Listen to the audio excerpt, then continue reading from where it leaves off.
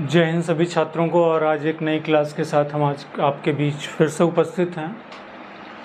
और last class में हम लोगों ने प्राचीन इतिहास का टॉपिक वैदिक सभ्यता तक क्लियर कर लिया था। वैदिक सभ्यता तक, सिंधु सभ्यता और वैदिक सभ्यता तक जो भी प्रश्न आपकी परीक्षा से इम्पोर्टेंट क्वेश्चन थे वो हमने बखूबी कायदे से क्लियर किया था। आज आगे बढ़ते हैं हम लोग प्राचीन इतिहास में। और वैदिक सभ्यता के बाद अगला टॉपिक आज का हमारा होगा महाजनपद काल।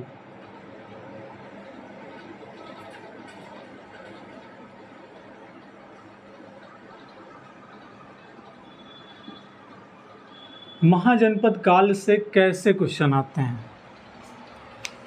महाजनपदों का उदय 6ठी शताब्दी के आसपास, 6ठी शताब्दी ईसा पूर्व महाजनपदों का उदय होता है। और कितने महाजनपद हमको मिले थे?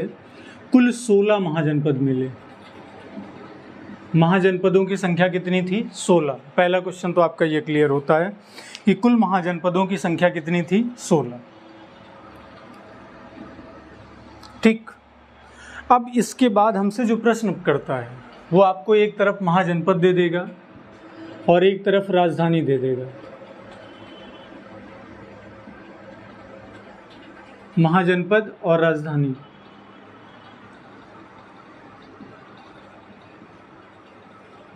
यहाँ से बहुत सारे प्रश्न आपकी परीक्षा में पूछे जाते हैं। जैसे अगर हम बात करें पहले महाजनपद की, महाजनपद का नाम है अंग।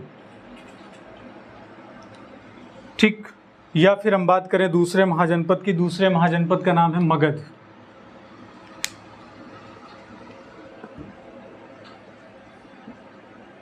या फिर हम अगले महाजनपद की बात करें, अगला महाजनपद का नाम है कोसल। ठीक। फिर या तो आगे हम बात करें, अगले महाजनपद का नाम है कुरु। अगले महाजनपद का नाम है चेदी। इस प्रकार से परीक्षाओं में प्रश्न पूछे जाते हैं। अगला महाजनपद है आपका वत्स। अगला महाजनपद है आपका सूरसेन। ठीक। अगला महाजनपद है आपका काशी।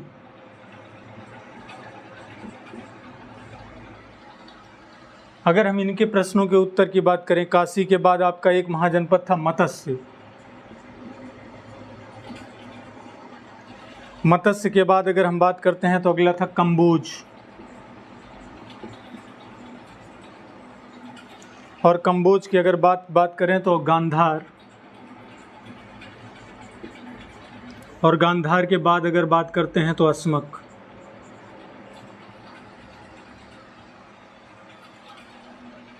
ठीक। इसके अलावा एक महाजनपद आपका वज्जी।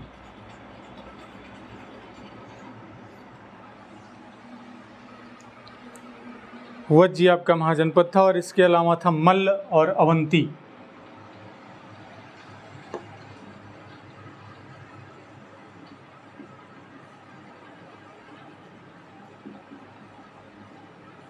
तो ये आपके 16 महाजनपद, पहला, दूसरा, तीसरा, चौथा, पांचवा, 6 नंबर, 7वां, 8वां, 9वां, 10वां, 11वां, 12वां, 13वां और 14वां और 15वां।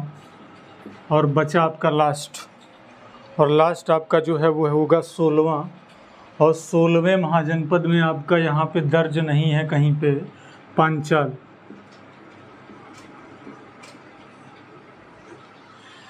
तो इस प्रकार आपके 16 महाजनपद थे। अगर हम पहले महाजनपद की बात करें, अंग जो था, अंग महाजनपद, ये भागलपुर आज का जो है बिहार में, वहाँ पे आसपास स्थित था। और अंग की राजधानी हुआ करती थी चंपा। अंग महाजनपद की राजधानी थी चंपा। आज के आधुनिक बिहार के आसपास का इलाका है जहाँ पे भागलपुर का एरिया लगता है। ठीक। मगध के बारे में सबको पता है कि 16 महाजनपदों में सबसे शक्तिशाली महाजनपद मगध था, जहाँ पर 4 राजवंशों ने शासन किया। हर्यक वंश, शिशुनाग वंश, नंद वंश और मौर्य वंश ने। लगभग 137 वर्ष का अकेले शासन मौर्यों ने किया था, जहाँ पे बहुत ही विख्यात राजा हुए, जहाँ हर्यक वंश में हम अजातशत्रु को पढ़ते हैं, जहाँ नंद वंश में हम घनानंद को पढ़ते हैं, जहाँ मौर्य वंश में हम चंद्रगुप्त मौर्य को पढ़ते हैं, जहाँ शिशुनाग वंश में हम कालाशोक को पढ़ते हैं। इस प्रकार से राजा हुए थे। अगला जो महाजनपद आपके सामने लिखा है मगध। मगध महाजनपद भी बिहार के आसपास जो आपका पटना का इलाका था, गया, वहाँ पे स्थित था। और मगध महाजनपद की राजधानी थी गिरिब्रज।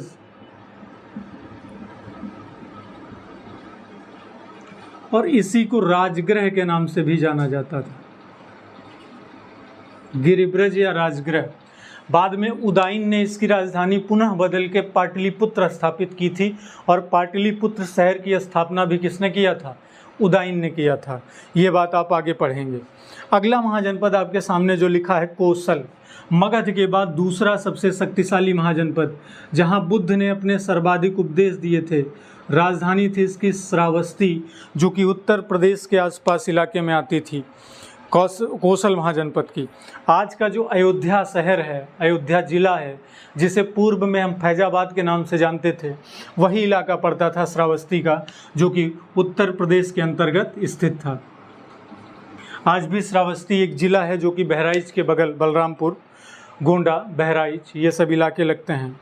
अगला जो महाजनपद लिखा है आपके सामने, उसका नाम है कुरु। और कुरु महाजनपद जो था वो आज का जो आधुनिक दिल्ली और मेरठ का इलाका है। आधुनिक दिल्ली, मेरठ और हरियाणा, इन तीनों स्टेट को अगर हम मिला लें तो कुरु महाजनपद वहीं पे पड़ता था, जिसकी राजधानी हुआ करती थी इंद्रप्रस्थ।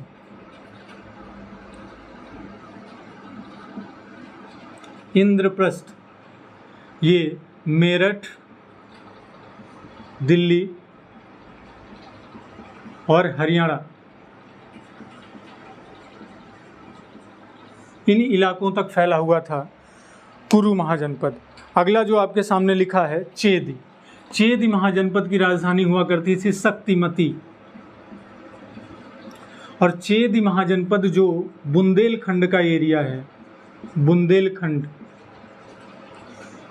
यहाँ पे आपका हुआ करता था चेदी महाजनपद। अगला महाजनपद आपके सामने लिखा है वत्स। और वत्स महाजनपद की राजधानी हुआ करती थी कौशाम्बी। कौशाम्बी जो आज का इलाहाबाद का इलाका है, जिसे आज की डेट में प्रयागराज नाम बदल कर दिया गया, जो कि गंगा नदी के किनारे स्थित है, जहाँ पे कुंभ मेले का आयोजन होता है, तो वहाँ पे ये जनपद हुआ करता था। इलाहाबाद के आसपास बांदा जिला लगता है आज की डेट में, तो वहाँ पे ये पड़ता था कौशाम्बी। पूर्व में नाम इलाहाबाद था, आज की डेट में इसका नाम प्रयागराज का हो गया है। अगला महाजनपद आपके सामने लिखा है सूरसेन। और सूरसेन भगवान कृष्ण का इलाका, जिसे हम मथुरा के नाम से जानते हैं, मथुरा, जो कि उत्तर प्रदेश में आता है, यहाँ पे ये महाजनपद हुआ करता था सूरसेन। अगला महाजनपद आपके सामने लिखा है काशी। काशी जो कि रानी लक्ष्मीबाई का जन्मस्थान था, वही काशी जिसे वाराणसी का इलाका कहा जाता है। तो काशी महाजनपद की राजधानी हुआ करती थी वाराणसी। अगला महाजनपद आपके सामने लिखा है मत्स्य, जिसकी राजधानी हुआ करती थी विराटनगर। मत्स्य महाजनपद की राजधानी थी विराटनगर, जो कि राजस्थान के जयपुर का इलाका लगता था। जो राजस्थान का जयपुर का एरिया था, उसके आसपास का जो क्षेत्र था, उसे मत्स्य महाजनपद के अंतर्गत शामिल किया गया था।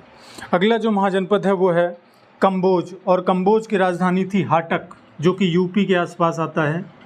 हाटक ये उत्तर प्रदेश में लगता था आपका कंबोज का इलाका, हाटक। ठीक, इसके अलावा आपका अगला महाजनपद लिखा है गांधार, जहाँ पे तक्षशिला विश्वविद्यालय हुआ करता था, वही राजधानी भी था। गांधार की राजधानी तक्षशिला, जो कि आज की डेट में पाकिस्तान का हिस्सा है, पेशावर का इलाका लगता है, पाकिस्तान के क्षेत्र में ये चला गया है। अगला महाजनपद जिसका नाम है असमक, बहुत ही इंपॉर्टेंट क्वेश्चन। असमक की राजधानी थी पोतान या पोतन, और ये आंध्र प्रदेश के आसपास स्थित था। और दक्षिण भारत में स्थित एकमात्र जहाँ महाजनपद, दक्षिण भारत में एकमात्र महाजनपद पाया गया इन 16 महाजनपदों में। तो दक्षिण भारत में स्थित एकमात्र महाजनपद कौन सा था? वो आपके सामने क्वेश्चन लिखा है। अस्मक जिसकी राजधानी थी पोतन या पोतान या पोटली भी कहीं कहीं किताबों में दिया गया है। अगली राजधानी आपके सामने लिखी है वज्ज, और वज्ज की राजधानी थी मिथिला। वज्ज की राजधानी मिथिला, जो कि ये भी बिहार के आसपास का इलाका लगता था, मुजफ्फरपुर के और दरभंगा जिले के आसपास। मिथिला या विदेह या वैशाली भी कहीं कहीं आपको मिल जाएगा। मिथिला, विदेह या वैशाली, दरभंगा और मुजफ्फरपुर जो बिहार का जिला पड़ता है वहाँ पे ये राजधानी हुआ करती थी। ठीक, अगला आपका क्वेश्चन लिखा है मल्ल, और मल्ल की राजधानी हुआ करती थी कुशीनगर, जहाँ पे भगवान बुद्ध की मृत्यु हुई थी। कुशीनगर एक जिला भी है जो कि उत्तर प्रदेश में स्थित है। ठीक, मल्लों की राजधानी में ही भगवान बुद्ध की मृत्यु हुई थी। प्रश्न ये भी बन सकता है कि किस महाजनपद की राजधानी में भगवान बुद्ध की मृत्यु हुई, तो मल्ल महाजनपद की राजधानी कुशीनगर में। भगवान बुद्ध ने अपने सर्वाधिक उपदेश किस महाजनपद में दिए थे, तो कोसल महाजनपद। ध्यान रखिएगा, कोसल जिसकी राजधानी थी श्रावस्ती। बुद्ध ने अपने सर्वाधिक उपदेश कहाँ दिए, श्रावस्ती में। और किस महाजनपद की राजधानी थी, कोसल महाजनपद की राजधानी थी। इस बात को आप विशेष ध्यान रखिएगा। अगला क्वेश्चन आपके सामने जो लिखा है वो है अवंती, और अवंती का जो इलाका था वो था मध्य प्रदेश के आसपास, और अवंती की राजधानी थी महिष्मती। उत्तरी अवंती की उज्जैन। अवंती दो भाग में बटा था, उत्तरी और दक्षिणी। तो उत्तरी इलाके की राजधानी उज्जैन और दक्षिणी अवंती की राजधानी हुआ करती थी महिष्मती। और यहीं के सबसे राजा बनने से पूर्व अशोक कहाँ के राज्यपाल थे, उज्जैन के राज्यपाल थे, अवंती के। अवंती के ही राज्यपाल थे सम्राट अशोक। अगला आपका लास्ट जो महाजनपद आपके सामने लिखा है वो आपको दिख रहा होगा, और वो महाजनपद कौन सा है, पांचाल। और पांचाल की राजधानी थी अहिच्छत्र, या कहीं कहीं काम्पिल्य भी दिया रहता है, अहिच्छत्र या काम्पिल्य। और ये किस एरिया में पड़ता था, फर्रुखाबाद में। फर्रुखाबाद किस राज्य में आएगा, फर्रुखाबाद उत्तर प्रदेश राज्य के अंतर्गत शामिल था। तो इस प्रकार से इन 16 महाजनपदों की राजधानी से संबंधित जो प्रश्न आते, अब प्रश्न ये आता है कि इन 16 महाजनपदों का उल्लेख, ये जो 16 महाजनपद हम लोग देख रहे हैं, इन 16 महाजनपदों का उल्लेख, इस 16 महाजनपद का उल्लेख जैन धर्म के किस ग्रंथ में है और बौद्ध धर्म के किस ग्रंथ में है। तो ध्यान रखेंगे, जैन धर्म का एक ग्रंथ है जिसका नाम है भगवती सूत्र, जहां पे हमें 16 महाजनपदों का उल्लेख मिलता है, जिसका नाम है भगवती सूत्र। और बौद्ध धर्म के किस ग्रंथ से हमें ये जानकारी प्राप्त होती है, तो बौद्ध धर्म का एक ग्रंथ है जिसका नाम है अंगुत्तर निकाय। ठीक, यहाँ से हमें जैन धर्म के भगवती सूत्र और बौद्ध धर्म के अंगुत्तर निकाय से 16 महाजनपदों की जानकारी प्राप्त होती है। इस प्रकार से 16 महाजनपदों का उल्लेख, महाजनपद काल। अगर ये प्रश्न बनता है कि कब की घटना है, तो 6वीं शताब्दी ईसा पूर्व, 6वीं शताब्दी ईसा पूर्व। इस बात की हम चर्चा कर रहे थे इस वीडियोज़ के अंतर्गत। तो अगले टॉपिक के साथ हम फिर से आपको मिलेंगे। 16 महाजनपदों का विस्तृत तरीके से जिस प्रकार से प्रश्न पूछे जाते हैं, कौन सा इलाका क्या राजधानी थी और किस क्षेत्र के अंतर्गत आएगा और इसका उल्लेख कहाँ से मिलता है, इस पर आपके सामने एक वीडियो। उम्मीद है कि प्रश्न आपके क्लियर हो जाएंगे। तो सभी छात्रों को जय हिंद।